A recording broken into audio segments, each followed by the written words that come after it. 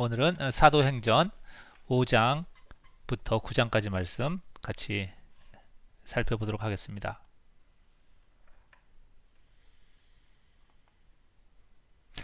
아나니아가 어떤 잘못을 했죠? 구체적으로?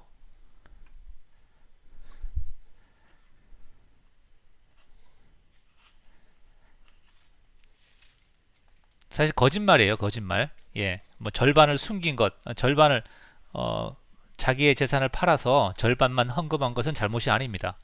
문제는 그것을 전부인 것처럼 행동했다는 것이죠. 예. 그래서 사실 뭐 절반을 가져왔던 뭐 10분의 1을 가져왔던 사실 그것은 하나님을 향한 마음이니까 하나님 기쁘게 받으시는데 문제는 그러한 헌신을 빙자하여서 자신의 영광을 구하려 하는 거죠. 그래서 하나님께서 특별히 이제 교회가 막 세워지는 그런 시기이기 때문에 그러한 인간의 어떤 영광에 대한 것들이 그 욕망이죠. 그런 들어오는 것을 하나님이 용납하지 않으신 거죠.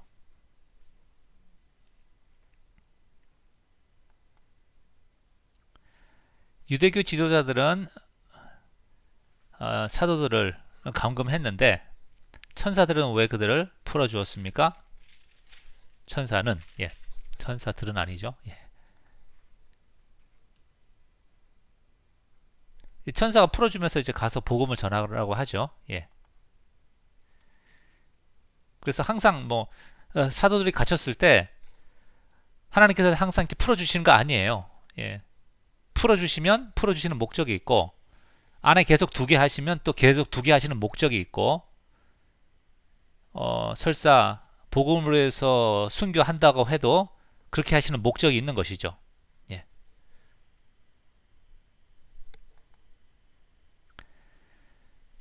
왜 그들은 예수의 이름을 설교하는 걸 원치 않았습니까? 네, 28절에 보니까 결국에는 이들이 십자가에 못 박은 예수 그리스도를 메시아라고 선포하기 때문에 자신의 잘못이 더 이렇게 드러나는 것이 되는 거죠. 그래서 인정하지 않았습니다.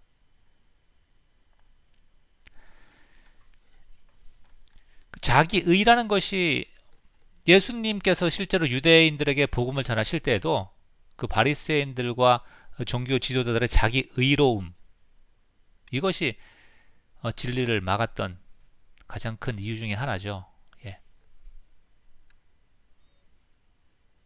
저는 뭐 단정할 수는 없지만 크리스찬이라고 한다면 우리가 뭐 죄를 잘못을 하죠. 이웃 가족들에게나 아니면 같이 사는 사람들에게 그러면 미안하다는 말을 하는 것에 대해서 너무 익숙해져야 됩니다. 뭐 가족이나 아니면 심지어 자녀에게도 미안하다는 말 잘못했을 때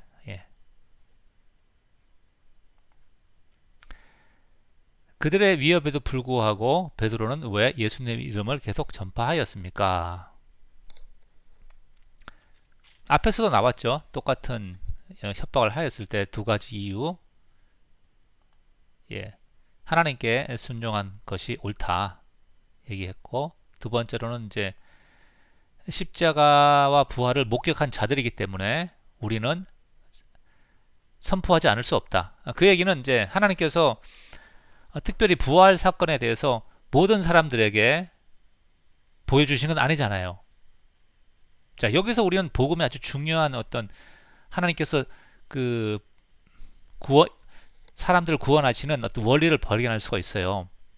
일부에게만 부활을 보여주시고 그 사람들이 부활의 그거 본 목격한 것을 다른 사람들에게 전파하도록 하시는 거죠. 이것이 하나님이 설계하신 구원 계획입니다.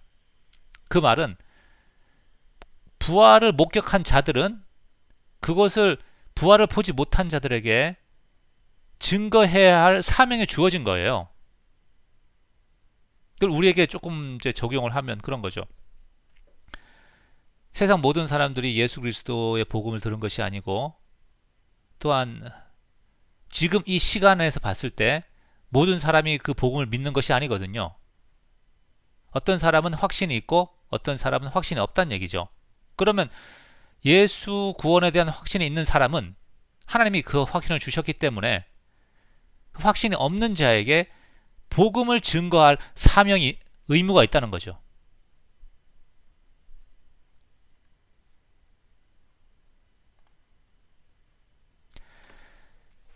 사내들인 공의회에서 베드로와 사도들을 처형하고자 할 때 누가 그들을 해치지 않게 설득했습니까? 그 랍비의 이름이 누구죠? 예, 다 아시지만 대답을 안 하시는 것 같아요. 예, 34절에 있죠. 예, 가말리엘. 예, 가말리엘입니다. 예, 이 사람은 바울의 스승이었습니다. 예, 개종하기 전에. 그리고 하는 말이 이 도가 제자들이 말하는 이것이 사람에게서 났으면 무너질 것이고 너희들이 아무 손을 댈 필요가 없다. 그리고 만약 하나님께로부터 났으면 너희가 아무리 이들을 죽여도 너희가 막을 수 없고 오히려 하나님을 대적하는 것이 될 것이다. 이렇게 말을 하죠. 네, 훌륭한 사람입니다. 사도들이 매를 맞고 공회로부터 풀려났을 때에 그들은 어찌하여 기뻐했습니까?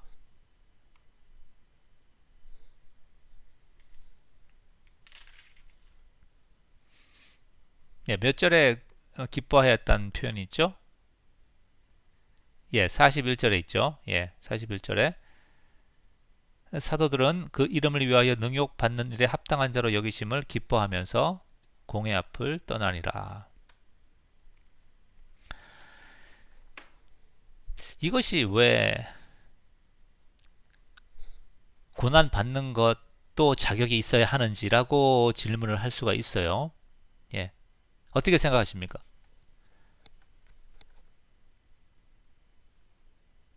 복음을 위해 고난 받는 것 하나님께서 특별히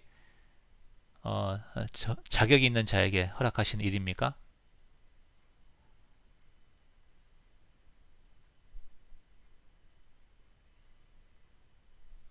사실 뭐 그렇게 이해하기 쉽지는 않아요. 예. 그런데 하나님께서 예수님을 보내셔서 하나님의 구원 그 사역을 이루어 가시는데 종의 고난을 통하여서 구원을 이루시죠. 예. 세상 사람들이 이해할 수 없지만 그러니까 이 하나님의 구원 어떤 그 계획에 있어서 이들을 끼워 주신 거예요. 야, 너도 같이 우리랑 같이 하자. 그러니까 하나님의 사역 안에 동역자로 부르신 거죠. 예. 그것만큼 사실 영광스러운 그러한 직업이 어디 있겠습니까? 그래서 이들은 우리를 정말 예수님의 파트너로 하나님의 동역자로 합당하게 여기시는구나 라고 해서 기뻐한 거죠.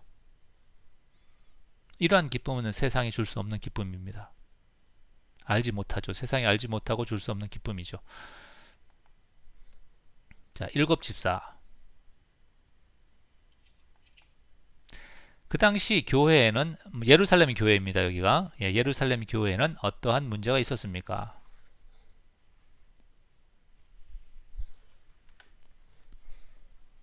네, 6절에 보니까 자기들의 과부들이 매일의 구제에서 빠짐으로 이 말은 그 당시에 헬라 유대인과 히브리 유대인들이 예루살렘 교회의 어떤 두 개의 문화적인 구성원들이었는데 그러니까 헬라 문화권의 과부들이 구제 사역에서 종종 누락되는 일이 발생을 했어요. 뭐 그도 그럴 것이지 언어가 잘 안 통하는 부분도 있고 그리고 또 잘 모르기 때문에 그러니까 헬라 문화권이란 것은 여기서 그 오순절 절기를 맞아서 여러 지방에서 온 그런 유대인들이었어요. 어찌 보면 다시 이제 자기네 집으로 돌아가야 되는데 오순절 성령 임하심으로 인해서 이때 잠시 계획했던 것보다 장기 체류하게 된 거죠, 예루살렘에. 그러면서 예루살렘 교회가 이제 그때 이제 형성이 되는데, 그 예루살렘 교회는 이제 다문화 교회였어요, 보니까. 그죠? 히브리 말을 사용하는 유대인들과 히브리 말보다는 헬라어 혹은 또 자기의 그 태어난 곳의 말들을 사용하는 유대인들. 네, 그런, 그래서 문화적인 어떤 그런 쉽지 않은 갈등이 있었죠.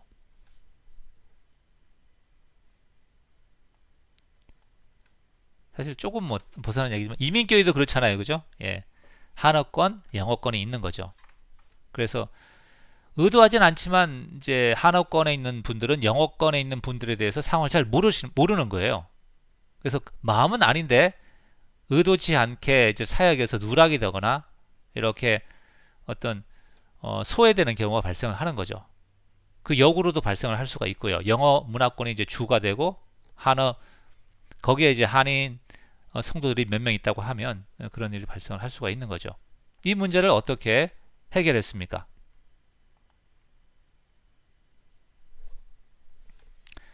아무 말씀 안 하시는 것 같아요.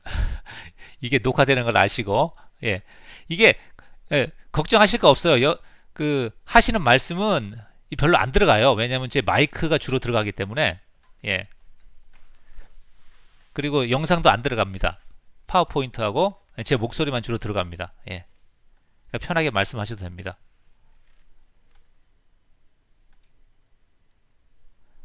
예, 다 아시지만 뭐 그냥 제가 진행하기를 원하시는 것 같습니다. 7명의 집사를 세워서 이분들로 구제 사역을 담당하고 이제 사도들은 말씀과 기도 사역에 전념하는데 그 7명의 그 집사님들 이름을 보면 다 헬라 문화권입니다. 여기 뭐 스테반, 뭐 빌립, 뭐 니골라 뭐 이런 사람들이 다 헬라어 이름이에요. 예, 헬라어 이름. 예, 그리고 특별히 이제 니골라라는 사람은 이방인입니다.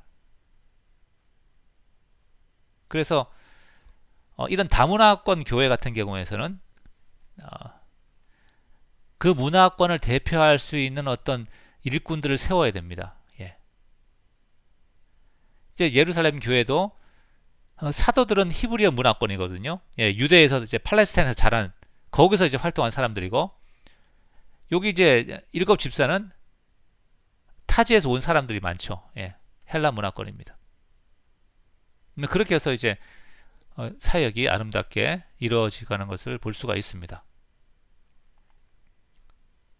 자, 스데반이 예수님의 복음을 선포했을 때 유대 지도자들이 싫어했죠. 이제는 뭐 사도뿐만 아니라 이제 집사님들도 와서 이제 복음을 자꾸 전파하니까 이건 뭐 더 이제 예, 힘들어지는 거예요. 이들의 주장이 무엇이죠? 왜 스데반을 비방하죠?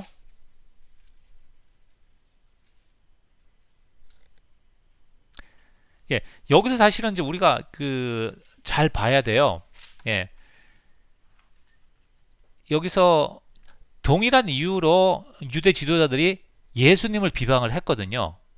예, 이들의 비방이 이제 모세와 하나님을 비방한다 이렇게 얘기했죠.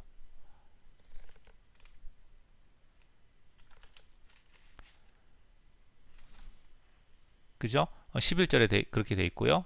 예, 그 다음에 이제 13, 14절에서는 이 거룩한 곳 성전을 말합니다. 예, 성전과 율법을 거스러 말한다 하면서 이제 예수님이 예전에 이 성전을 허물라 내가 3일 만에 사람의 손으로 짓지 아니한 새로운 성전을 세울 것이다 이런 말씀을 하시고 또 예수님의 가르침을 보면 그 모세 율법 뭐 사실은 율법을 예수님이 그 바꾸신 건 아닌데요.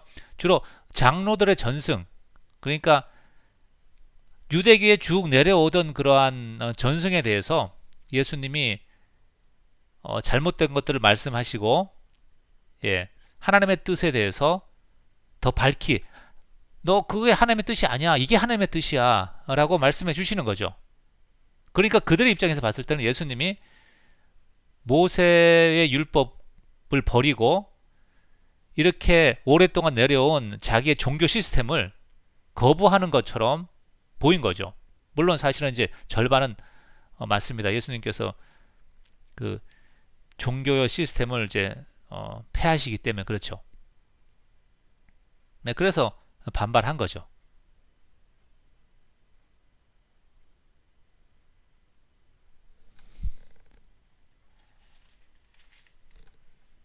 자, 요 관련돼서 조금 얘기를 나중에 조금 할 수 있을 것 같아요. 예. 예, 집사 스테반. 자, 요 첫 번째 문제 조금 어려우셨을 것 같아요. 그죠? 예. 첫 번째 문제. 어, 스테반의 설교가 가장 긴 설교예요. 성경에 있는. 이 보면 7장 2절부터 그죠? 예. 53절까지 가장 긴 설교입니다. 성경에서. 이 내용이 무슨 내용이냐면 하나님께서 그러니까 이스라엘 백성의 역사를 볼 때 하나님께서 항상 구원자를 부르셔서 그러니까 하나님의 종을 이스라엘 백성에 보내셨다. 그런데 그 하나님의 보내신 종을 거절하고 배반하고 순종하지 않았다. 그리고 심지어 학대했다. 박해했다. 그런데 그럼에도 불구하고 하나님께서는 그와 함께 하심으로 구원을 이루셨다.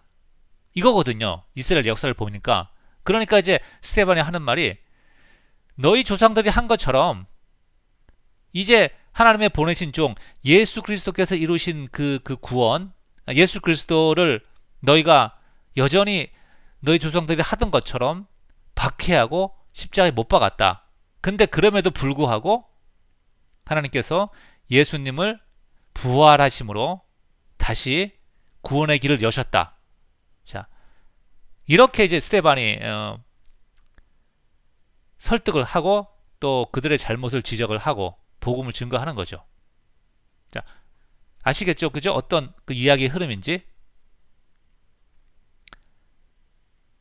예, 아시면 끄떡끄떡 해주시면 제가 예, 그러면 그 구약에서 나타났던 두 사람의 인물을 얘기를 들어요. 그러니까 아브라함과 요셉, 그러니까 족장 시대에 그 하나님께서 어떻게 구원을 베푸셨고 어떻게 이제 하나님이 보내신 일꾼들을 배척을 했는지, 그리고 이제 모세 이야기를 하면서 또 이제 두 가지의 이야기에서 똑같은 패턴이 발견되는 거죠. 하나님이 보내시고 그런데 백성들이 거부하고 하나님이 함께 하심으로 여전히 구원을 이루신다는 사실. 예.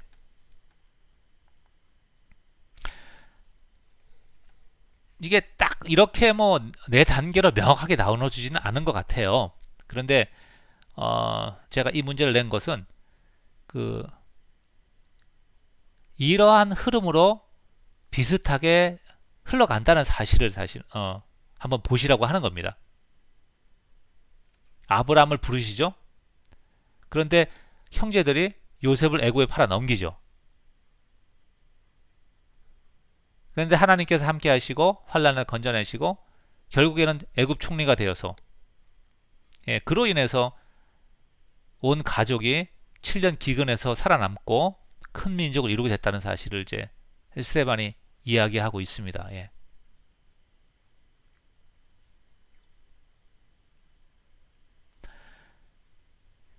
참 제가 다큐멘트 파일을 이렇게 공유를 하면 그걸 클릭을 하시면 읽어 보실 수 있나요?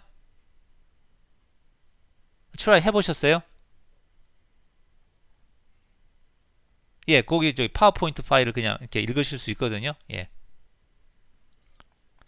자, 모세 이야기를 보면 하나님이 선택하시고 보내시는 장면이 또 나오죠. 똑같이 뭐 순서가 조금 왔다 갔다 하는데요. 예. 그런데 이스라엘 백성들이 이제 모세를 거부하죠. 누가 너를 우리의 리더로 세웠느냐? 모세에게 복종하지 아니하고 이제 이런 계속 하나님의 세우신 일꾼에 대해서 구원자에 대해서 거부하는 것을 볼 수 있습니다. 자, 기본적으로 구원자 하나님이 구원자를 보내셨잖아요. 그죠? Savior. 그런데 그 구원자를 거부한다. 그러면 그 사람은 구원의 자격이 없죠. 그런데 하나님은 오히려 그걸 이용해서 구원의 길을 여신 거죠. 예수 그리스도의 십자가 그거 아니겠습니까? 예. 모세를 통하여서 백성을 나오게 하시고 애굽과 홍해와 광야에서 기적과 표적을 행하게 하셨습니다. 예. 자, 너희 조상들이 이렇게 한 것처럼 예수님께도 그렇게 했다. 너희가 이제 이렇게 얘기하는 거예요. 스테반이. 잠깐만요. 성경에 그렇죠.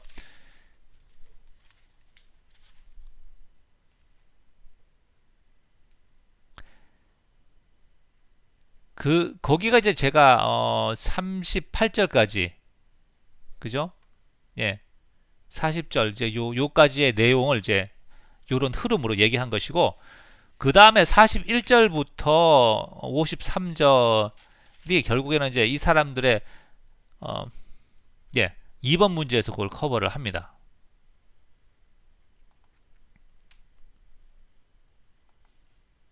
자, 하나님께서 가나안 땅을 주신 목적은 그 땅의 하나님을 경배하는 것입니다. 예, 7절. 그러니까 스데반의 설교의 구조가 예, 이제 하나님의 원래 뜻을 말씀하고 그런데 이스라엘 백성들이 어떻게 계속 반항하고 했는지 쭉 얘기하고 다시 이제 마지막 부분 40절 이후에 와가지고 예, 제가 또 너무 자세하게 설명을 하고 말이 많죠. 예, 문제 바로 넘어가겠습니다. 예. 자, 그러나 그들은 하나님 대신 이방신을 숭배했고 몇 절이죠 그게?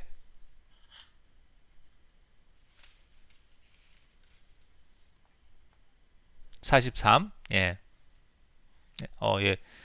그렇죠. 이게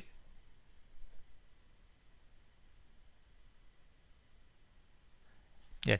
제가 요 41절부터 하는 게 맞겠네요. 그죠? 예. 41절부터 43절. 잠깐만요. 제가 후딱 고치겠습니다.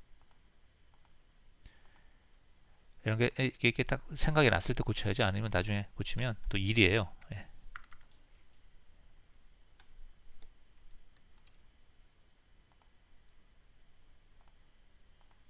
예. 하나님의 율법을 따르지 않았습니다. 자, 하나님은 그들에게 성전을 지어달라고 부탁하지 않으셨습니다. 이 부분을 사실은 스테반이 얘기해요. 그게 몇 절이죠?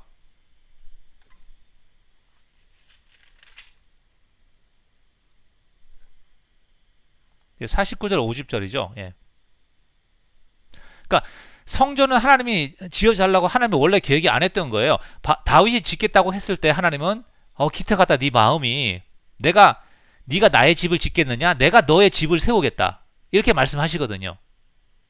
그래서 너의 집, 그러니까 다윗의 집은 결국에는 다윗의 왕국이죠. 예. 하나님이 그렇게 말씀하셨는데 허락을 하셨죠. 짓도록. 그래서 솔로몬이 짓도록 하셨죠. 그런데 이들은 문제가 뭐죠? 성전이 지어진 데에는 하나님을 성전보다 더 사랑한 거죠.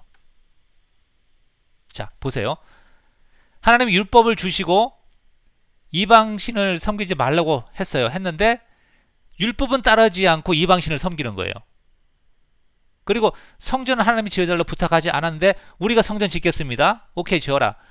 근데 성전 지어진 데는 성전을 더 사랑하는 거죠. 그러니까 눈에 보이는 것을 끊임없이 찾아가고 자기 만족을 구하는 인간의 죄성을 여기서 볼 수가 있는 거예요. 그리고는 선지자들이 예언한 그 의인 누구죠? 예수님을 죽인 거죠.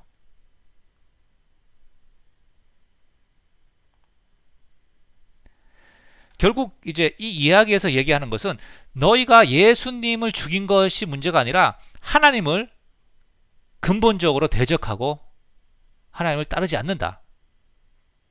그걸 말하는 거예요. 예.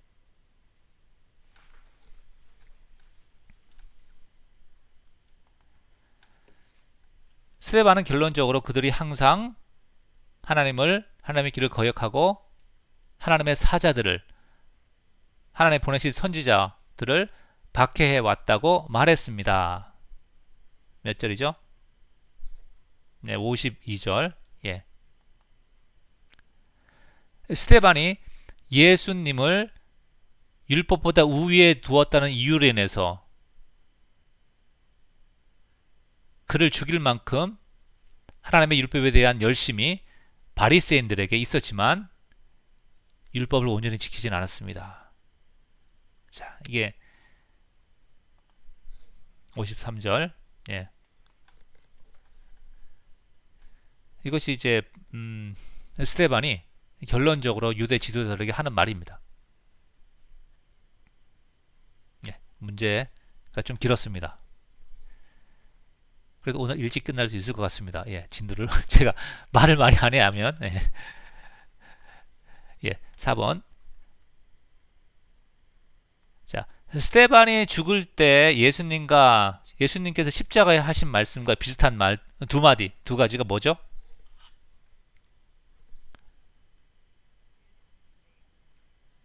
예, 맞습니다. 나의 영혼을 받으시옵소서. 그리고 또 60절에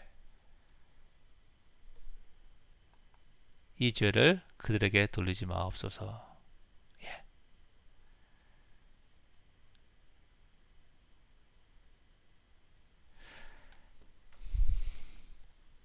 주님께 집중한 사람만이 이러한 고백을 할 수 있는 것 같아요. 예.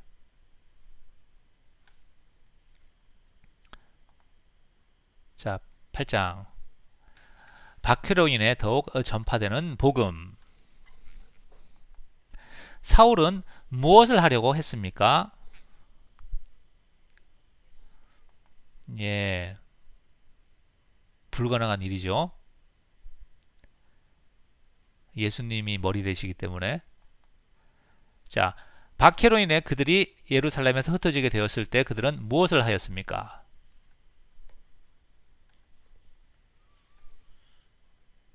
문제가 너무 쉬워서 대답을 안 하시는 건데. 복음을 전했죠. 예. 그래서 그 8장의 이야기를 보면 그 박해로 인해서 이제는 복음이 이방인들에게도 전파되는 걸 볼 수가 있습니다. 그러니까 교회를 없애려고 바울이 그랬는데, 사울이 그랬죠. 개종하기 전에. 근데 오히려 그런 박해로 인해서 복음이 더 퍼져가는 것을 볼 수가 있는 거죠. 여기 보면 사마리아와 이디오피아 내시의 그 복음 받아들이는 것이 나오죠. 8장에. 사마리아에서 복음을 전한 집사 이름은 무엇입니까? 예, 이게 무엇입니까? 해야 되는데, 예, 누구입니까? 됐죠? 예, 예, 빌립이죠. 빌립. 시몬은 예수님을 믿었으나, 저는 시몬이 예수님을 믿었다고 생각을 해요. 그런데 모르겠습니다. 그 이제 어디까지 믿었는지. 그런데 그 마음의 한 구석에는 순수하지 않은 동기가 있었어요. 예. 시몬의 관심사 두 가지는 무엇이었습니까?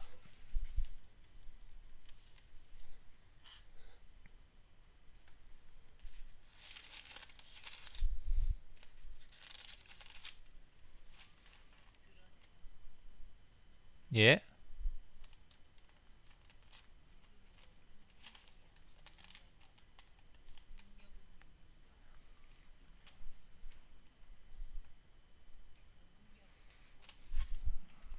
예. 뭐 그것이 사실은 이제 자기의 영광이죠. 그죠? 인간의 영광이고, 예, 돈. 보니까 이제 제가 돈이라고 한 이유는 20절에 보니까 예, 내가 하나님의 선물을 돈 주고 살 줄 생각하였으니 내 은과 내가 함께 막, 이 사람이 돈이 많았던 사람이에요. 예. 그래서 이제 돈과 하나님의 영광, 인간의 영광, 사람의 영광이죠.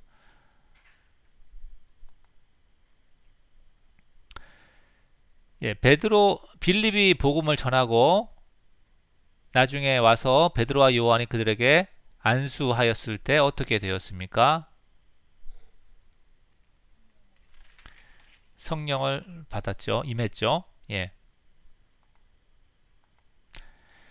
그 이방인으로 여겼던 사마리인들에게 성령 임한 것은 유대인이나 이방인이나 상관없이 예수를 믿음으로 구원을 받는다는 것을 사도들에게 확인시켜주는 표적이 되는 것이죠.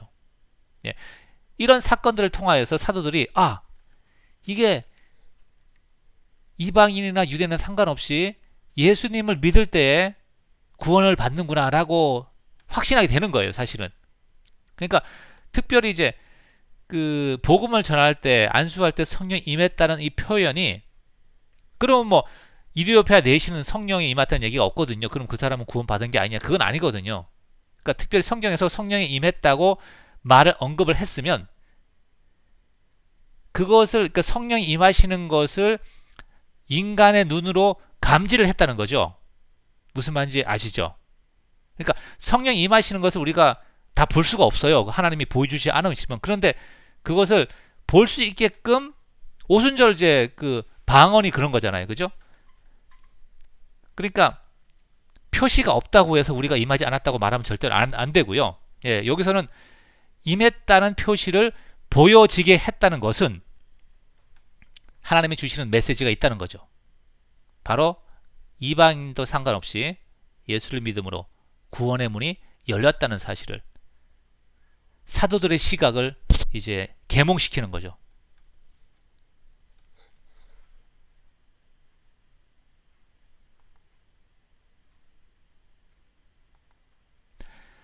복음 전도가 성령의 역사임을 말하는 구절 세 곳을 찾아보세요.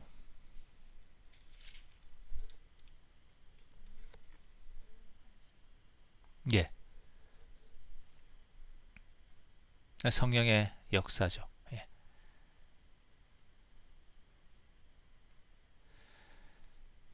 진짜입니다. 하려고 해도 안 되는 때가 많은데 하나님이 또 이렇게 인도하시면 또 복음 전도의 역사가 열리고 그런 일이 많이 있어요.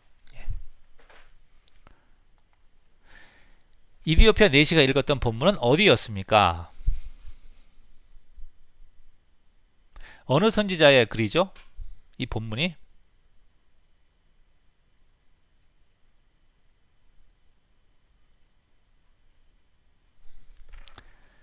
그 30절에 보니까 이렇게 되죠. 빌립이 달려가서 선지자 이사야의 글 읽는 것을 듣고 말하되, 그렇죠. 이사야의 글이었습니다. 이사야의 글. 그리고 그 내용이 32절, 33절에 있는데 거기 보면 어떤 성경에는 이제 옆에다가 이사야 53장 이렇게 적어놓은 성경이 있고 어떤 데는 없고 그래요. 이 본문이 이사야 53장에 있는 본문입니다. 하나님께서 보내신 종, 구원자의 고난을 통하여서 구원을 이루시는 것, 그 하나님의 섭리, 십자가를 알기 전에는 이해할 수가 없죠. 그래서 이제 이디오피아 내시가 이해를 못했던 것이고 빌립이 설명을 해주죠.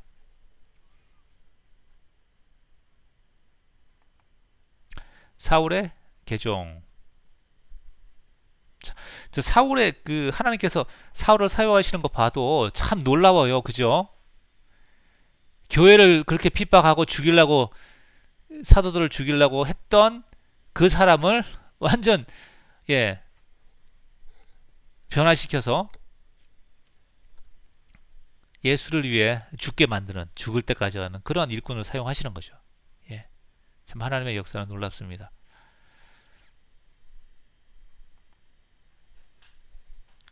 사울과 예수님의 대화를 적어보세요. 너무 놀라운 광경, 그냥 한번 더 읽어보시라고 문제를 내봤습니다. 사울아, 사울아, 내가 어찌하여 나를 박해하느냐. 예, 어찌하여 나의 제자를 박해하느냐 이렇게 말씀하지 않으시고 나를 박해하느냐 이렇게 말씀하시죠. 주여 누구시니까? 나는 내가 박해하는 예수라. 자, 어떻게 생각하면 한낱 인간이 그죠? 예? 하나님의 아들 그분을 박해할 수 있겠습니까? 말이 안 되죠. 그죠? 근데 바울은 그런 일을 했던 거예요. 예. 여기에 이제 바울이 완전히 예. 뭐, 따다른 많은 얘기가 필요 없는 거예요. 이 한마디에 그냥 바울은 바로 항복을 하는 거죠. 예. 내가 행할 것을 내게 이를 자가 있을 것이다. 바로 이제 주종 관계가 형성이 됩니다. 예. 교통 정리가 되죠. 이제 다메섹에 있는 제자 아나니아를 불러서 사울에게 보내시죠.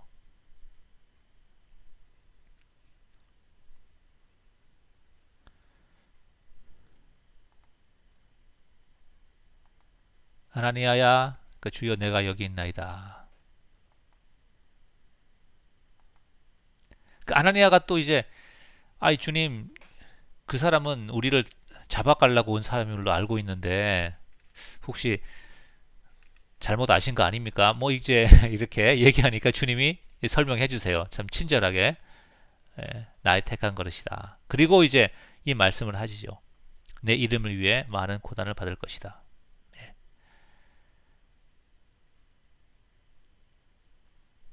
네. 사실은 이제 여기 성경에서는 짧게 기록이 되어 있는데 엄청난 어떤 그 무게를 가지고 있는 대화들인 것 같아요. 예. 사울은 시력을 회복한 다음 무엇을 했나요? 예. 보니까 20절에 이렇게 시작하죠. 즉시로. 네, 그 말은 사울이 지체하지 않고 복음 전파를 시작했다는 이야기죠. 예. 성경을 읽으실 때 요란 단어들이 어찌 보면 이제 그 저자가 말하고 싶은 그런 뭐죠? 예, 포인트가 이런 데 있는 거예요.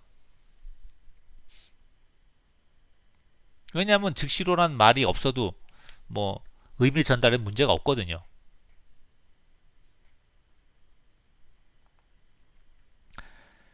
예수는 하나님의 아들이심을 증거했어요. 이 부분이 바로 유대 지도자들이 거부하였던 내용입니다. 예수님이 하나님이 보내신 메시아라고 한다면 그분의 말씀을 들어야 하거든요. 근데 이들은 예수님이 전하는 죄 용서의 복음이 싫었던 겁니다. 자기들과 세리와 창기들도 똑같은 방식으로 구원을 받는다는 사실이 싫었던 거예요. 그래서 예수님을 거부한 거죠.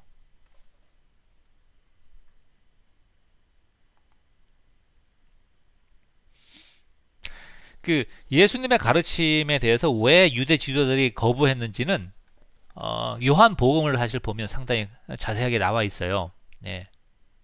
나중에 기회가 되면 다시 한번 요한 복음을 한번 공부했으면 합니다. 사울을 예루살렘 교회와 사도들에게 소개한 사람은 누구죠?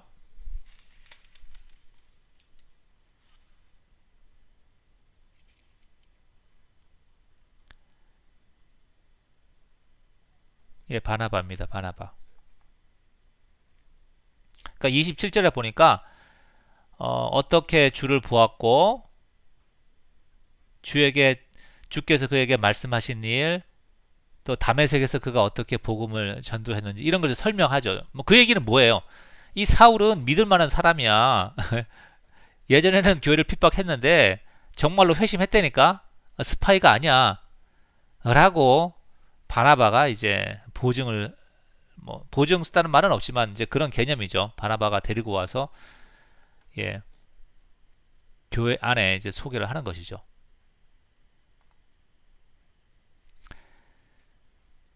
8장 1절에 시작한 박해의 최종 결과로 31절과 같은 그런 게 이제 결과가 나왔어요. 그러면 박해를 통한 하나님의 뜻은 무엇이었다고 봅니까?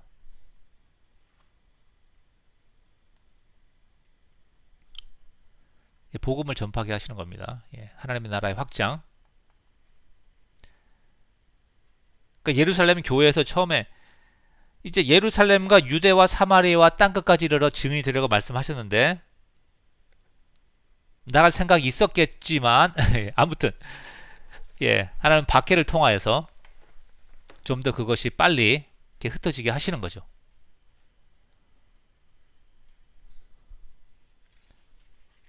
그 31절에 보면 이렇게 있어. 그리하여 온 유대와 갈릴레아와 사마리아, 그죠? 그 1장 8절에서 예루살렘과 유대와 사마리아와 땅끝까지 라는 그런 표현하고 조금은 흡사한 것 같아요.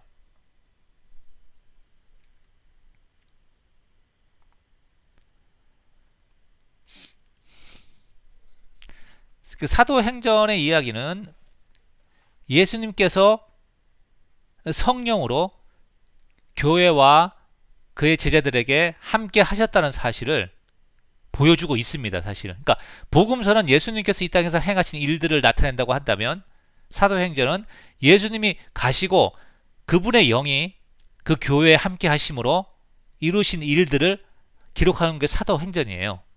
예. 자, 베드로 예수님이 중풍병자에게 이렇게 말씀하시죠. 그죠? 일어나 내 자리를 들고 걸어가라. 베드로가 애니아에게 어떻게 말하죠?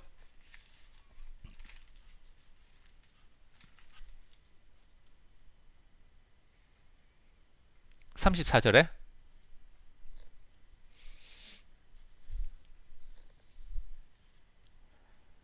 일어나 내 자리를 정돈하라. 그냥 일어나라고 얘기할 수 있잖아요. 그런데 예수님이 하신 말씀을 베드로는 흉내를 내는 겁니다. 뭐 흉내란 표현 좀 그렇지만 예수님이 하셨던 걸 기억하면서 이렇게 말하는 거죠. 내 자리를 정돈하라. 당연히 정돈하겠죠. 일어났으면. 그런데 이렇게 말을 하는 거예요. 베드로가. 예수님께서 죽은 소녀에게 마가복음 5장 41절에 달리다쿰 하셨잖아요. 그죠? 그 말은 소녀야 일어나라 이런 뜻이거든요. 그 베드로는 이름이 누구죠? 다비다, 도르카 같은 이름인 것 같아요. 예, 다비다야 일어나라 말씀하시는 거죠.